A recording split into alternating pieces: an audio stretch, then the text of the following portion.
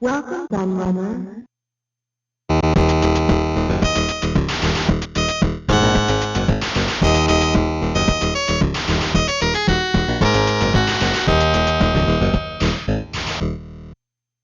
I have to confess that I've been putting off this one for a while now. Firstly because I'm just not that familiar with the Game Boy Color and its library, also because I wasn't really sure how to approach it, given the handheld has such a huge library that contains a staggering amount of system exclusives. However, those who watch my channel regularly will know that I actually did a hardware review of the GBC quite recently, and finally acquiring the handheld gave me the impetus to investigate it more and dig into that vast cartridge collection. Once I started looking down a list of exclusives for the portable, one thing really jumped out at me, and that was just how many follow-ups there were to games for the original Game Boy, which is quite surprising when you consider the following. Firstly, the late release of the system, which eventually arrived in 1998 after a proper 32-bit successor to the Game Boy was cancelled, much to people's disappointment. And secondly, because the GBC was of course fully backwards compatible with the original Game Boy, by virtue of it being an underpowered stopgap system that was basically the same old 1989 hardware with a new colour graphics chip and some more RAM. So I decided that would be the focus of this video, mostly looking at games that were follow-ups and sequels to original Game Boy games, though I've thrown in a few other titles that interested me too to keep it varied. And that's all I have to say in this intro really. I prefer to let the games speak for themselves in videos like this, so let's get on with the show, as I proudly present 10 amazing Nintendo Game Boy Color exclusives. Hey kid, where's my lunch money?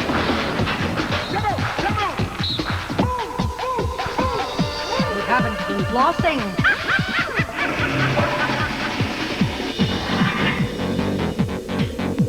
You haven't been flossing. Get a job. Escape to a world of color for each and every Game Boy game. New Game Boy Color. I really wanted to start with this one because I looked at the original Motocross Maniacs in my video looking at exclusives for the original Game Boy, and it remains one of my all-time favourite games for the handheld, being one that my younger brother owned when we were kids. In fact, I couldn't believe that I didn't know about this sequel until now, and I was really excited to try it out. The core gameplay here is exactly the same as the original, driving your motorbike along a perilous horizontally scrolling course, going around loops, off jumps and collecting icons to keep your fuel and nitros topped up. You can't just go hell for leather though, you need to make sure you slow down when needed, time your jumps correctly and hit those nitros at the right times. The game starts very easy, but some of the later tracks are very fiendish indeed. And speaking of tracks, that's where the big selling point of this sequel over its predecessor comes in, because now you can design your own and save them to the cartridge. This is an absolutely wonderful feature that reminded me very much of the classic ZX Spectrum game Kickstart 2. The upgraded colour graphics look terrific, the sound and music is up to the usual Konami high standards, and the game plays like a dream. Motocross Maniacs 2 is a real must-have title.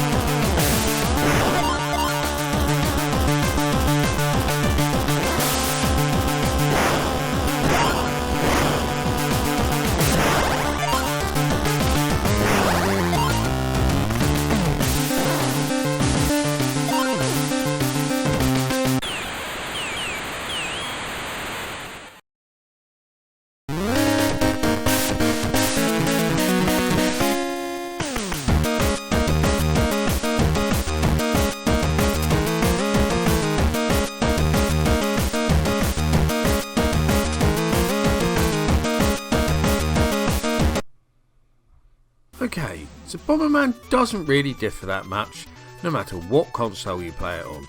But I'm a huge fan of the game in general, so I was pretty excited to see the Game Boy Color has several exclusive games in the series. Bomberman Max is perhaps the most interesting one for me because it takes that well-known tried and tested bomb dropping formula and tweaks it a bit to focus more on a single player game rather than the multiplayer that Bomberman is usually best known for. In fact, the Bomberman game for the original Game Boy did something pretty similar, but it's been turned up to 11 here with these huge scrolling top-down worlds to explore that reminded me a bit of the original Zelda game for the NES actually. There are a total of 100 stages to explore here, which is pretty amazing in itself, although 20 of those are actually reserved for the multiplayer link-up mode. Still, 80 is more than enough to keep you busy on your own. And what makes this multiplayer part even more interesting is there are actually two versions of the game, red and blue, a bit like you have with Pokemon, and if you link up the two contrasting editions, you actually get different results. As far as the graphics and sound go, it's just what you'd expect really. Bomberman was never a game about fancy visuals. If you're looking for something to keep you busy on a long car journey, then this is the one.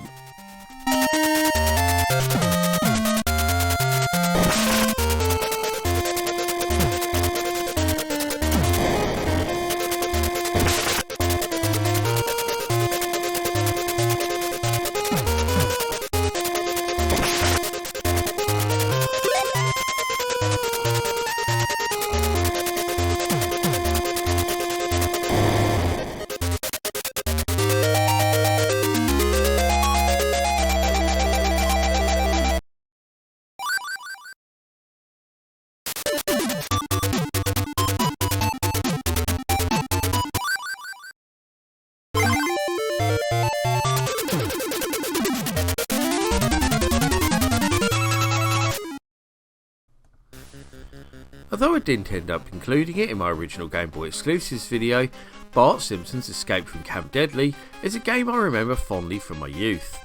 The TV show was essential viewing back then, and any game that could recreate that wacky humour and keep me entertained was one that would stay in the cartridge slot long term.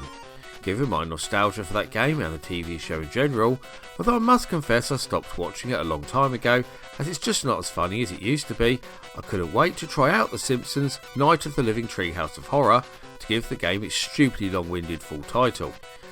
The premise here actually reminded me a bit of the 16-bit console games Bart's Nightmare and Virtual Bart, as it's made up of lots of mini-games that are loosely strung together rather than being one continuous game like the aforementioned Escape from Camp Deadly. The game features 7 levels that are all based on one of the annual Treehouse of Horror episodes, and all 5 members of the family have their own level, with the exception of Homer, who actually has 3. These include a zombie level starring Marge, Lisa fighting cannibalistic teachers, and Bart rescuing Santa's little helper from a haunted house. Treehouse of Horror has excellent visuals, decent sound, and some very enjoyable and original gameplay too.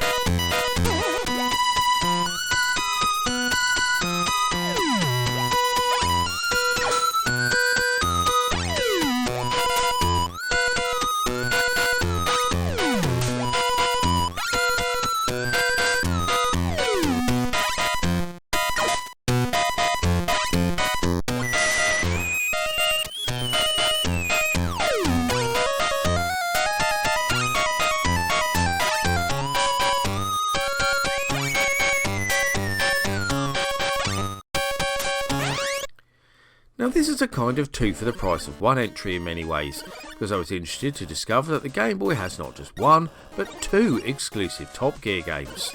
Being a huge fan of the Top Gear titles for the SNES, and indeed the Lotus games on the Atari ST that they derived from, these seemed like no-brainers for inclusion. Both games are fairly similar, however most people agree that the second game is the better one, although I loved the rumble feature of the first one. This sequel uses an improved version of the same engine, so looks better and also has the advantage of being able to save your progress.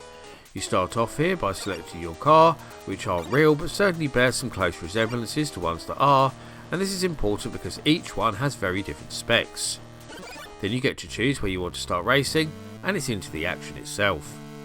Each race consists of 3 laps and you're simply trying to win the race so you can progress. Winning races earns you money, and this can be spent at the end of each stage to upgrade your car. If you do get bored of the single player mode, you're also able to link up with a friend and go head to head.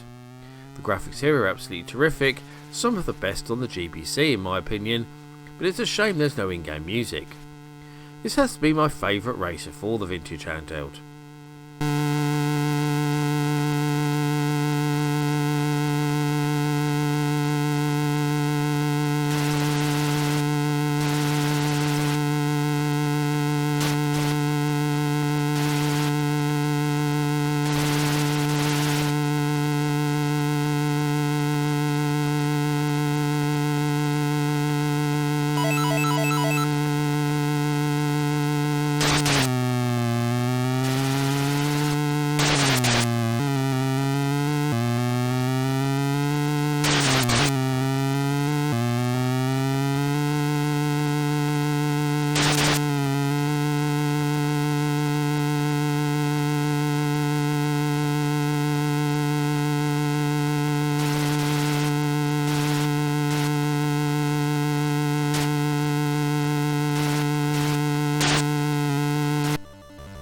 I don't talk about it that often on my channel, but I absolutely adore the Aliens franchise and have done since I was a teenager. So the moment I knew there was an exclusive Aliens game for the GBC, I knew that I had to include it. Fortunately, it also turned out to be a rather good game too, which is pretty fortunate given the lofty premise of the video title. In fact, the moment I started playing it, it all seemed very familiar. It seems that developers Crawfish Interactive were heavily inspired by the famous Commodore Amiga game Alien Breed, which was obviously based on this very franchise in the first place, even if it didn't carry an official license. Like Team 17's game, this is a top-down run-and-gun style title set over 12 levels where you have to explore a huge starship called the Thanatos that has gone silent after issuing a distress signal deep in space. Of course, you soon discover why it's gone silent, as it's infested with xenomorphs, and you need to eliminate them all whilst rescuing any survivors you might come across. There are 5 different characters to choose from here, all with their own set of skills, and if you lose one, you'll have to change and then go back to rescue the one you lost. Each character can hold 2 weapons at once, and has use of a scanner to detect nearby aliens. The only thing that lets Thanatos' encounter down a little is the useless enemy AI, but it's still a lot of fun nonetheless.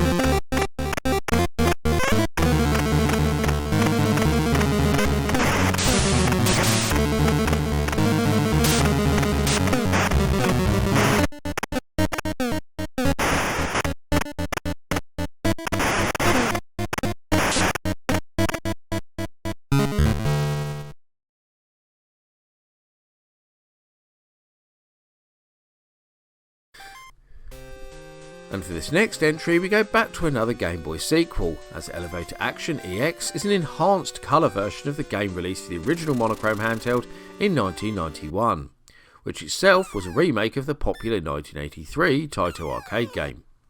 As well as the obvious visual enhancements, this EX edition also offers up a new character selection, where you can choose between 3 different spies, who all have their own unique capabilities, as well as a new intro sequence. When you complete the game for the first time, the final boss is then added to this selection too. Like the original arcade game, this is a vertically scrolling game where you explore apartment blocks looking for clues whilst you eliminate the enemy agents. The floors of each building are traversed via a series of lifts, which is where the game gets its name of course. There are 4 apartment blocks to get through, and there are 4 levels for each one, giving you 16 stages in total. As well as clues, you will also need to look out for guns and health hidden behind the doors too. Visuals here are actually pretty authentic to the coin-op, and there's a nice soundtrack to accompany the action too. If you enjoyed the original Elevator Action arcade game, or indeed the later Game Boy version, then you're going to love this handheld update for the Game Boy Color too.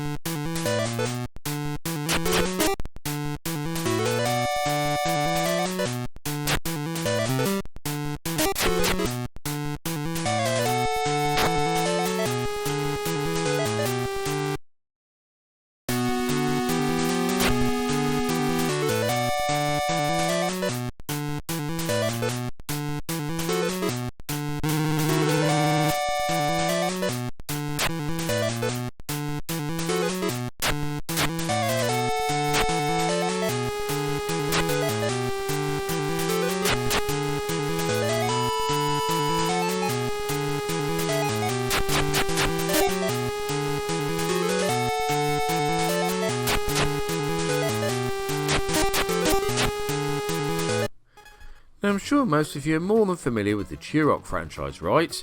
Especially if you owned a Nintendo 64 back in the day, but it did also get some more modern sequels and remakes too. But did you know that there are also 3 totally unique Turok games for the Game Boy Color? These are rather confusingly called Turok 2, this game Turok Rage Wars, and then Turok 3. I'm sure you're also aware that the Turok games are first-person shooters with a prehistoric theme. But given the Game Boy Color is far from equipped to deliver an FPS, they changed the genre completely, with the first GBC game being a platformer, and then the sequels going for a more interesting run and gun premise. I feel that this is the best of the 3, hence me including it here, but they're all worth checking out, especially if you're a fan of the franchise, just to see how different they all are to the source material. So in this one you run around each level killing dinosaurs, collecting weapons and avoiding traps. Some of these are quite maze-like in nature, so there's a very clear adventuring aspect to this game too. One of the best features of Turok Rage Wars is the inventory system that you can use to change weapons and even combine them to create new ones. The graphics here are nothing special, but the soundtrack is fantastic, and there's lots of great gameplay on offer here too.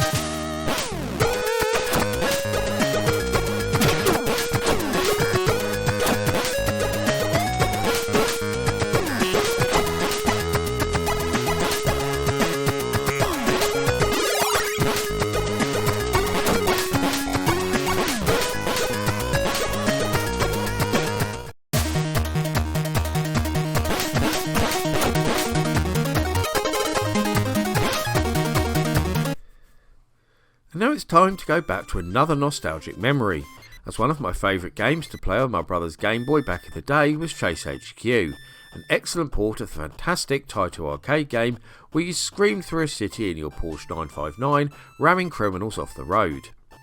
Now, whilst that original arcade game got a very fine sequel of its own, in the form of Special Criminal Investigation, the Game Boy Color introduced us to an alternative follow-up in the form of Secret Police. Interestingly, this title does copy the key aspect of that arcade sequel, the ability to shoot the criminals, as well as running them off the road, but also introduces a very unique and innovative twist of its own. This takes the form of a brief sequence where you select different detectives and then place them around the map to create checkpoints of sorts. Once a criminal passes one of these police checkpoints, the traditional chase sequence begins. Another quite interesting thing I noticed is that the box art shows a traditional police car chasing a Porsche 911, but neither of these appears in the game. However, you will spot a few familiar vehicles if you look closely. Chase HQ Secret Police is a really clever new take on the tried and tested formula that is nicely presented with decent audio and tight controls. If you enjoyed the original Chase HQ games, then you'll also love this hidden gem sequel.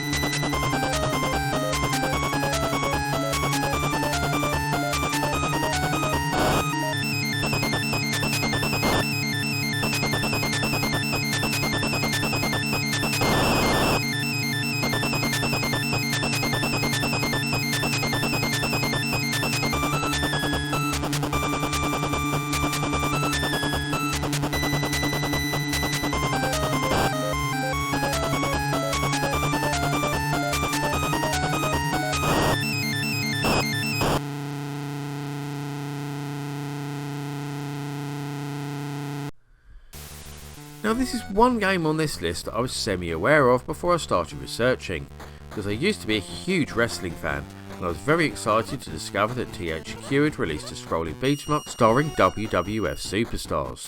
However, not having a Game Boy Color, I forgot about it until just recently. The game actually revolves around a real storyline that happened on the show, where Stephanie McMahon got kidnapped and her father, Vince, offered a WWF Championship title shot to any wrestler that could save her and bring her home. You can choose to play the game as Triple H, Stone Cold Steve Austin, The Undertaker or The Rock, who has recently made another return to the now WWE, so this entry seems very topical. Each character has different moves, and the way they interact with the game is also different, as you'll see their various catchphrases appear on the screen at key moments. The weird thing about this game is that you don't actually get to beat up any other WWF wrestlers until you get to the very end. Most of the bad guys are generic enemies like security guards, cleaners and hired thugs. This is a bit of a shame really, even if I still had fun knocking them out. The graphics and sound are both pretty decent, and as I said, it's really fun to play. Okay, it's a bit generic and quite short, but I loved the general premise, and it's a shame it never got any sequels.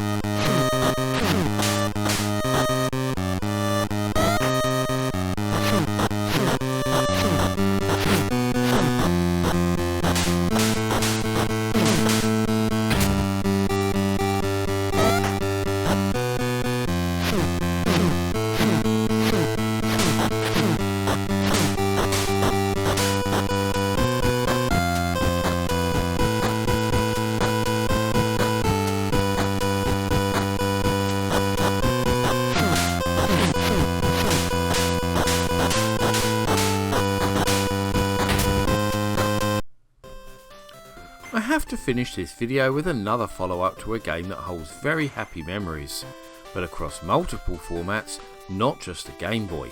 In fact, the very first version of Kix that I ever played was an unofficial clone for the BBC Micro called Kix, with a K, which I became totally addicted to.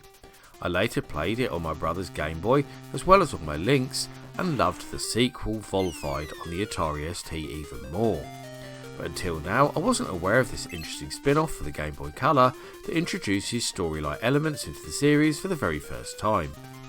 Like before, you are still trying to capture over 75% of the screen by drawing boxes and avoiding enemies, including the giant Kix who bounces around the playfield.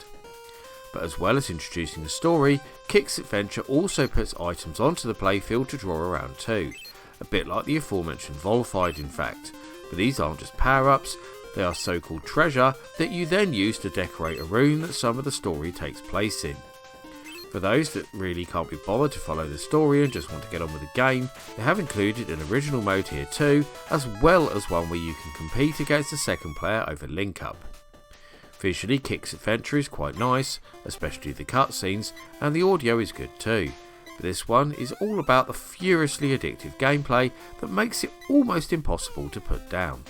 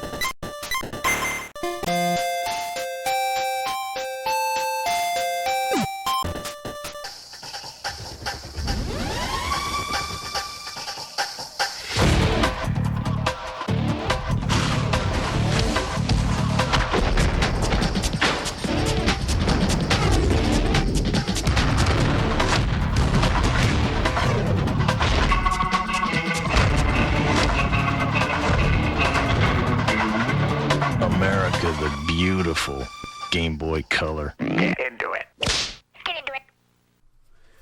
And that rounds up my look at 10 amazing Nintendo Game Boy Color exclusives. Can you think of any other one-off titles that only ever came out for this popular 8-bit handheld? Or do you think some of these games were unworthy of inclusion? We also love to hear the thoughts and views of my audience, so please get typing in that comment section. Before I go though, I must thank all of my loyal patrons who continue to support my channel and make videos like this possible.